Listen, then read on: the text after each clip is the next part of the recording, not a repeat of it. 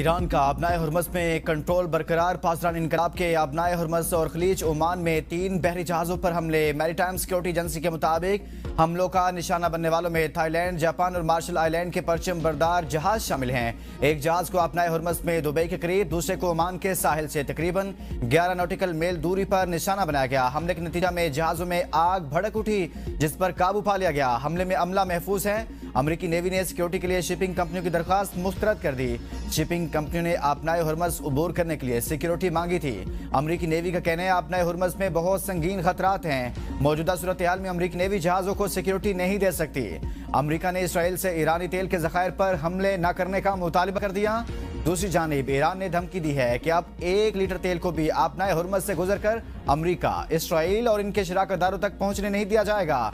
कोई भी जहाज या टैंकर एक जायज हदफ तस्वुर होगा। ईरान की मुश्तरका फौजी कमान खातमुल अंबिया कमान के तर्जुमान इब्राहिम जुल्फकारी का कहना है कि तेहरान की पॉलिसी अब पे दर पे हमले की होगी। तेल की फी बैरल कीमत $200 तक पहुंचने के लिए तैयार हो जाएं।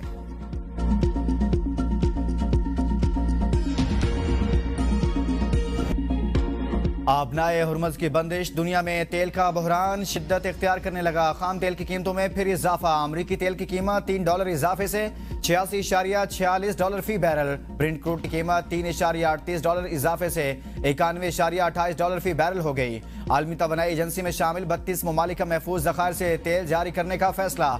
एमरजेंसी जखायर से 40 करोड़ बैरल तेल मार्केट में जारी करने का ऐलान। एजेंसी के एग्जीक्यूटिव डायरेक्टर फाते बैरूल ने किया। G7 ममालिक के वज़ीर खजाना से मुशावरत के बाद तेल जारी करने का शेड्यूल जारी करेंगे। 1974 में एजेंसी के क़याम के बाद छठी बार महफूज ज़खायर से तेल जारी करने का फैसला किया गया। 32 ममालिक के पास मजमूई तौर पर 1 अरब 20 करोड़ बैरल के एमरजेंसी तेल ज़खायर हैं। 40 करोड़ बैरल जारी करने के बाद 80 करोड़ बैरल ज़खायर रह जाएंगे। अमेरिका की आबनाए हुर्मस खुलवाने की सरतोड़ कोशिशें। माइंस बिछाने वाली 16 ईरानी कश्तियां तबाह करने का दावा। सेंटकॉम का कहना है कि अमेरिकी फोर्सेस ईरानी हुकूमत की समुद्री ताकत कम कर रही हैं।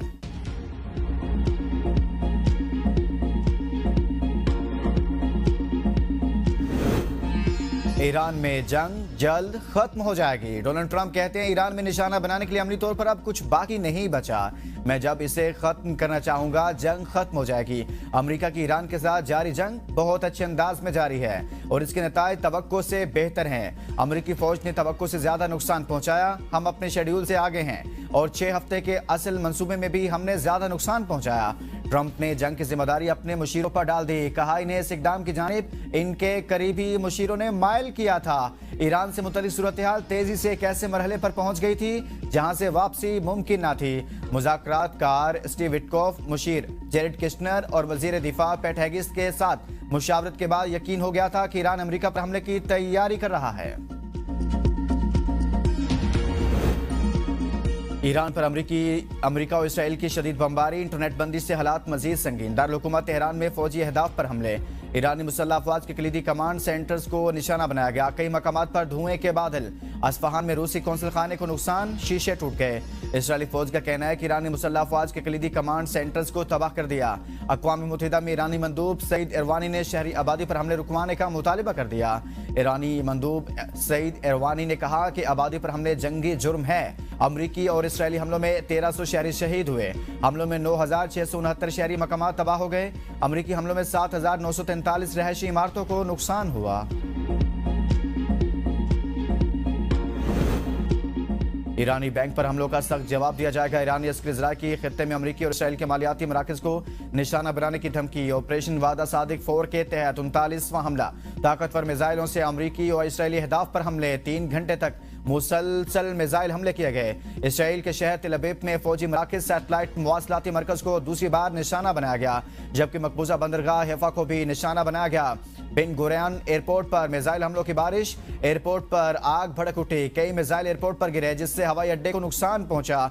इसराइल का दिफाई निजाम नाकाम। हमलों में खैबर शिकन कदर और खुरम शहर मिसाइल इस्तेमाल किए गए। इन मिसाइलों में मुतअद्दिद वॉरहेड्स नस्ब थे, जबकि कदर मिसाइल की वॉरहेड का वजन तकरीबन 1 टन बताया गया है।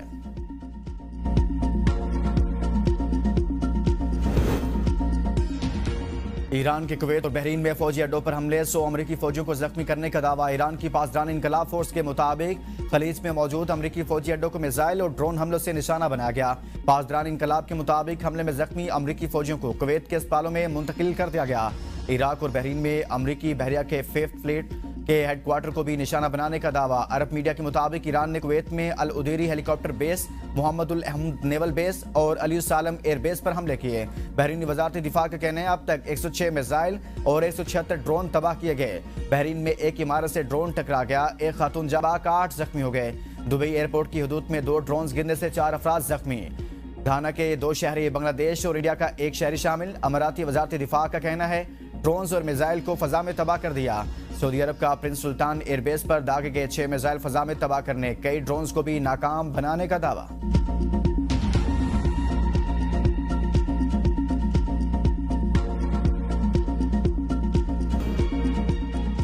नए ईरानी सुप्रीम लीडर मुश्तबा खामनेई के जख्मी होने की तरदीद। ईरानी सदर के बेटे और हुकूमती मुशीर यूसुफ पज़ेश्कियान ने अपने एक पैगाम में कहा, सुप्रीम लीडर मुश्तबा खामनेई जख्मी नहीं हुए, बिल्कुल महफूज और सेहतमंद है। ईरानी अवाम के हौसले तोड़ने के लिए झूठा प्रोपेगेंडा किया जा रहा है। चंद रोज कबल मुश्तबा खामनेई के जख्मी होने की इत्तलात सामने आई थी, जिसके बाद उनकी सेहत के हवाले से मुख्तलिफ क़ियास सराइयां गर्दिश कर रही थी। ईरान इजराइल ने बताया मुश्तबा खामनेई को टांग पर जख्म आया था। मुश्तबा खामनेई 28 फरवरी के हमले में जख्मी हुए थे।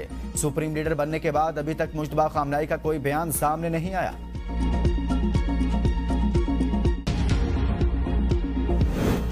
अमेरिका पर हमले का मंसूबे का दावा झूठा है। ऐसे इल्जामात सिर्फ जंग को जवाब देने के लिए फैलाए जा रहे हैं। ईरानी वजीर खारजा अब्बास अराक्ची का कहना है इस झूठे दावे का मकसद अमरीकी और इसराइली जारहियत को जायज करार देना। ऑपरेशन इसराइल की मुहिम जोई है जिसकी कीमत अमरीकी अवाम ने चुकाई। इसराइल नहीं चाहता दुनिया ईरान की ताकतवर फौज की कार्रवाइयां देखे। हमारे मिसाइलों से इसराइल में तबाही हुई है। ईरानी अफवाज की कार्रवाइयों से इसराइली रहनुमा बौखला गए हैं। अभी तो हमने सिर्फ कार्रवाइयां शुरू की हैं। तर्जुमान ईरानी वजारत खारजा इस्माइल बकाई का कहना है अमरीका और इसराइल के हमले आलमी तवानाई वसाइल पर कंट्रोल की कोशिश हैं। ये हमले मुनज़्ज़म गुंडा गर्दी की मिसाल हैं। अमरीका और इसराइल आलमी तवानाई के शोबे पर असरअंदाज होना चाहते हैं। ईरान अपनी खुद मुख्तारी, इलाके सालमियत और दिफा के लिए पूरी तरह तैयार है। अमरीका को आलमी अमन और सलामती को खतरे में डालने पर जवाबदेह ठहराया जाना चाहिए। ईरान खित्ते के अरब ममालिक के साथ दोस्ताना ताल्लुकात को अहमियत देता है। ईरान जंग नहीं चाहता लेकिन जारहियत की सूरत में भरपूर दिफा करेगा।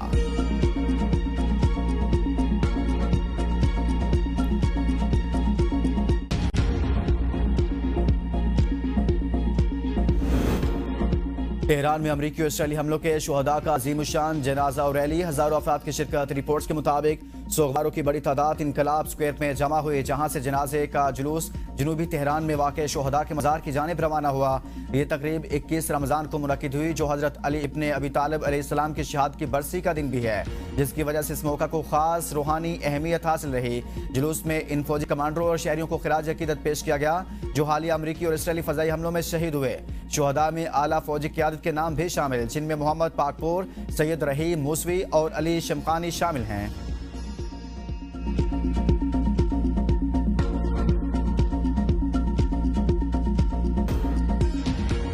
ईरान जंग के पाकिस्तान पर असरात का जायजा लेने के लिए नायब वज़ीर-ए-आज़म इसहाक डार की ज़ेर सदारत कफ़ायत-जारी इक़दामात की निगरानी से मुतल्लिक़ कमेटी का इजलास। 3 लाख रुपये या इससे ज़ायद तनख्वाह लेने वाले सरकारी अफसरान की तनख्वाहों में कटौती के हवाले से विफाक और सूबों में यकसा अमल दरामद पर इत्तफाक। इसहाक डार की वजारतों और डिवीजन को कफ़ायत-जारी इक़दामात पर सख्त और शफाफ अमल दरामद यकीनी बनाने की हिदायत। कहा हुकूमती अवामी वसाइल के मुहतात इस्तेमाल और मालियाती नज़्म ज़ब्त के लिए पुरअज़्म है। कौमी असम्बली सेक्रेटरीट में कफ़ायत-जारी इक़दामात नाफिज। कौमी असम्बली सेक्रेटरीट ने नोटिफिकेशन जारी कर दिया। कफ़ायत-जारी मुहिम के तहत 70% सरकारी गाड़ियां बंद रखने का फैसला। अरकान कौमी असम्बली की 2 माह की तनख्वाहों और अलाउंसेस में 25% कटौती। पार्लिमानी वफूद के बैरून मुल्क दौरों पर मुकम्मल पाबंदी आयद।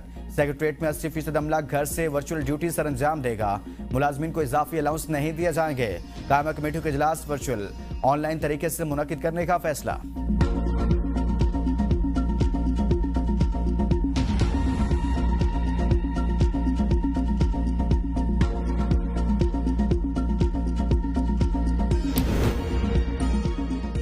इस्लामाबाद हाई कोर्ट में 190 मिलियन पाउंड केस में बानी पीटीआई और बुशरा बीबी की सजा मुअत्तली दरख्वास्तों पर समाअत। चीफ जस्टिस सरफराज डोगर और जस्टिस मोहम्मद आसिफ ने समाअत की। वकील बैरिस्टर सलमान सफदर ने दलाइल में कहा, 4 माह से हमें वकालतनामे दस्तखत करा के नहीं दे रहे।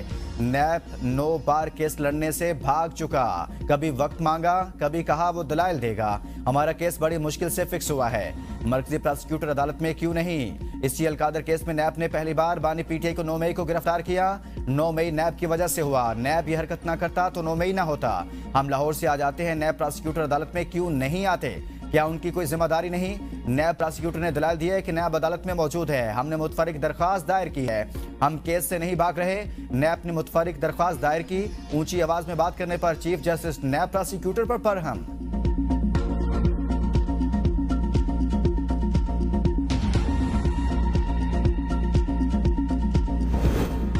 वज़ीर आला खैबर पख्तूनख्वा सुहेल अफरीदी 9 मई रेडियो पाकिस्तान हमला केस में नामजद तफ्तीशी अफसर ने चालान इंसदादी दहशतगर्दी अदालत पेशावर में पेश कर दिया। चालान में साबिक सूबाई वज़रा तैमूर सलीम झगड़ा, कामरान बंगिश और दीगर नामजद पुलिस ने पंजाब फोरेंसिक लैब रिपोर्ट और नात्रा रिपोर्ट की बिना पर वज़ीर आला समेत दीगर मुल्जिमान को नामजद किया। अदालत ने स्पेशल पब्लिक प्रोसिक्यूटर को तलब कर लिया।